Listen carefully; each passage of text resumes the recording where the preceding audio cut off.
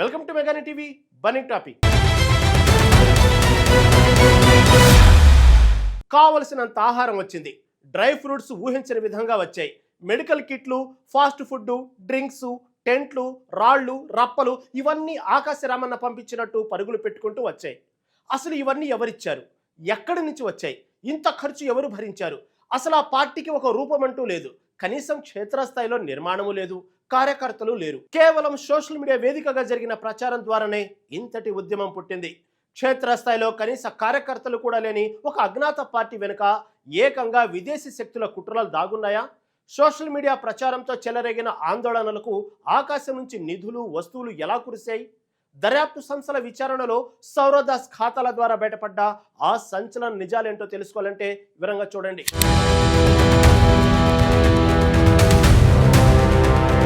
Social media ప్రచారంతో అకస్మాత్తుగా తెరపైకి వచ్చిన కాక్రోచ్ జనతా పార్టీ ఉద్యమం ప్రస్తుతం దేశవ్యాప్తంగా సంచలనం సృష్టిస్తుంది. అసలు క్షేత్రస్థాయిలో ఎలాంటి నిర్మాణం లేకపోయినా ఊహించని విధంగా ఆహారం, డ్రై ఫ్రూట్స్, టెంట్లు భారీగా తరలివచ్చాయి. ఇదంతా ఎవరిచ్చారనే ప్రశ్నలకు దర్యాప్తు సంస్థలు వేగంగా సమాధానాలు రాబడుతున్నాయి. కాక్రోచ్ జనతా పార్టీలో ప్రతినిధిగా సౌరదాస్ కొనసాగుతున్నారు. ఆయన బ్యాంకు ఖాతాలను పరిశీలిస్తే అధికారులకు దిమ్మ తిరిగే నిజాలు బయటపడ్డాయి. అతి సర్వత్రా వర్జేయత్ అన్నట్లుగా విదేశీ నిధుల ప్రవాహం శృతిమించి బయటపడింది. జాతీయవాదులు ఎప్పటి నుంచో అనుమానిస్తున్నట్లే ఈ ఆందోళన వెనుక పెద్ద కుట్రకోణం దాగి ఉంది. కేవలం ఒక వర్గాన్ని రెచ్చగొట్టడానికి బాహ్యశక్తులు తెర వెనుక చక్రం తిప్పినట్లు స్పష్టమవుతుంది. నిధుల వనరులపై కేంద్రం దర్యాప్తు సంస్థలు మరింత లోతుగా ఆరా తీస్తున్నాయి. సామాన్య యువతను పావులుగా మలుచుకొని కొందరు దేశంలో అశాంతిని సృష్టించాలని చూశారు. ఎలాంటి మూలాలని లేని పార్టీకి ఇంత భారీ స్థాయిలో వనరులు ఎలా సమకూరాయన్నది ఇప్పుడు ప్రధాన చర్చనీయాంశమైంది. ఈ పరిణామాలు దేశ భద్రతను విస్మరించకూడదనే కఠిన సత్యాన్ని మరోసారి గుర్తు చేస్తున్నాయి. అధికారుల విచారణలో నిందితుల బండారం ఒక్కొక్కటిగా బయటపడుతోంది.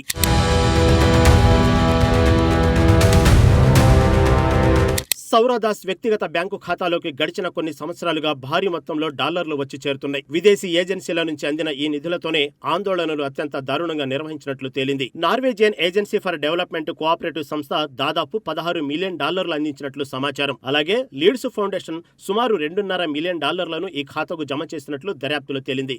నమ్మిన బంటును నమ్మితే గొంతు కోసినట్లు విదేశీ సంస్థలు సాయం ముసుగులో దేశంలో అలజడులు సృష్టించాయి. ఓపెన్ సొసైటీ వంటి సంస్థలు కూడా $9 లక్షల ధారాళంగా సమకూర్చినట్లు గుర్తించారు. సౌరదాస్కు $30 మిలియన్ ఇస్తామంటూ మరో సంస్థ ఈమెయిల్ ద్వారా సంప్రదించడం అధికారులను విస్మయానికి గురిచేసింది.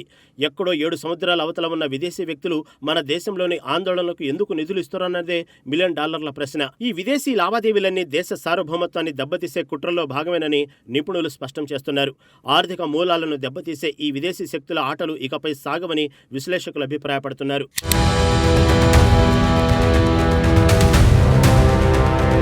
డబ్బుల ప్రవాహమే కాకుండా ఆందోళన ప్రాంతాలకు నిత్యావసరాలు, మెడికల్ కిట్లు, రాళ్లు, ఫాస్ట్ ఫుడ్ యథేచ్ఛగా సరఫరా అయ్యాయి. కెనడా కేంద్రంగా కార్యకలాపాలు సాగిస్తున్న ఖలిస్తాన్ వేరపాటువాదులు ఈ ఉద్యమానికి ప్రత్యక్షంగా మద్దతు ప్రకటించారు. భారతదేశంలో ఇదే స్థాయిలో ఉద్రిక్తతలు కొనసాగితే మరింత భారీ మొత్తంలో నిధులు ఇస్తామని వారు బహిరంగంగానే హామీ ఇచ్చారు. అడిగేవాడు ఉంటే బూడిదే నమ్ముకోవచ్చన్న రీతిలో కొందరు స్వార్థపరులు దేశ ప్రయోజనాలను విదేశీ శక్తులకు తాకట్టు పెట్టారు. కేవలం సోషల్ మీడియాను ఆయుధంగా మలుచుకొని అమాయక విద్యార్థులను ఆందోళన వైపు నడిపించారు. విదేశీ కుట్రల మాయలో పడి యువత తమ ఉజ్వల భవిష్యత్తును నాశనం చేసుకోకూడదనే ఉద్దేశంతో ప్రభుత్వం ముందుగానే అప్రమత్తమైంది. అనుమానాస్పద పరిణామాల నేపథ్యంలో విద్యాశాఖ మంత్రి సైతం తన పదవికి రాజీనామా చేయాల్సి వచ్చింది. ఈ పరిణామాలు ప్రభుత్వ యంత్రాంగంలో తీవ్ర అలజడిని సృష్టించడంతో పాటు వ్యవస్థలు కుదిపేశాయి. విదేశీ హస్తం ఉన్నట్లు ఆధారాలు దొరకడంతో దర్యాప్తు సంస్థలు విచారణ వేగాన్ని మరింత ముమ్మరం చేశాయి. తెర వెనుక తెరపడిన ఈ చీకటి నాటకంలో అసలు పాత్రధారులు త్వరలోనే చట్టం ముందుకు రానున్నారు.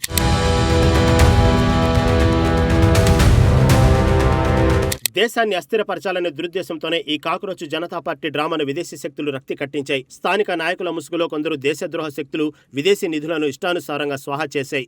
చెట్టు పేరు చెప్పి కాయలమ్ముకున్నట్లు ఉద్యమం పేరుతో వారు కోట్ల రూపాయల విదేశీ మారక ద్రవ్యాన్ని లబ్ధి పొందారు. రాబోయే రోజుల్లో జరిగే విచారణలో మరిన్ని దిగ్భ్రాంతికరమైన విషయాలు వెలుగులోకి వచ్చే అవకాశం ఉంది. ముసుగు వీరులు, కుట్రదారులు, విదేశీ శక్తుల చేతిలో కీలుబొమ్మలుగా మారిన వారి పేర్లు త్వరలోనే బహిర్గతం కానున్నాయి. చట్టం తన పని తాను చేసుకుంటూ పోతుండటంతో దోషుల్లో వణుకు మొదలైంది. దేశం కంటే స్వార్థమేమన్నా అనుకునే వారికి ఈ ఉదంతం ఒక గట్టి గుణపాఠంగా మారుతుంది. విదేశీ నిధుల దుర్వినియోగంపై కేంద్ర నిఘా వర్గాలు మరింత నిశితంగా దృష్టి సారించాయి. ఈ మొత్తం ఉదంతం మన దేశంలో జరుగుతున్న అంతర్గత భద్రతా ముప్పులను తీవ్రంగా ఎత్తి చూపుతుంది. యువతను తప్పుదారి పట్టించి దేశాభివృద్ధిని అడ్డుకోవాలని చూసే శక్తులకు ఈ విచారణ ఒక పెద్ద హెచ్చరిక కావాలి. ఉరుములు ఉరిమి మంగళవారం కులిసినట్లు దర్యాప్తు సంస్థల దూకుడుతో నిందితుల బండారాలని ఒక్కొక్కటిగా బయటపడుతున్నాయి. సోషల్ మీడియాను అడ్డం పెట్టుకుని జరిగే దుష్ప్రచారాలను ప్రజలు, విద్యార్థులు నమ్మకుండా అప్రమత్తంగా ఉండాలి. దేశ ఐక్యతకు భంగం కల్పించే ఏ శక్తినైనా నిర్దాక్షిణ్యంగా అణిచివేయాలని జాతీయవాదులు ముక్త కంఠంతో కోరుతున్నారు. భవిష్యత్తులో ఇలాంటి కుట్రలు పునరావృతం కాకుండా కఠినమైన చట్టమైన చర్యలు తీసుకోవాల్సిన అవసరం ఎంతైనా ఉంది. నిజాయితీ గల దర్యాప్తుతో ముసుగ వీరుల ముఖాలు సమాజం ముందు పూర్తిగా కాలిపోనున్నాయి.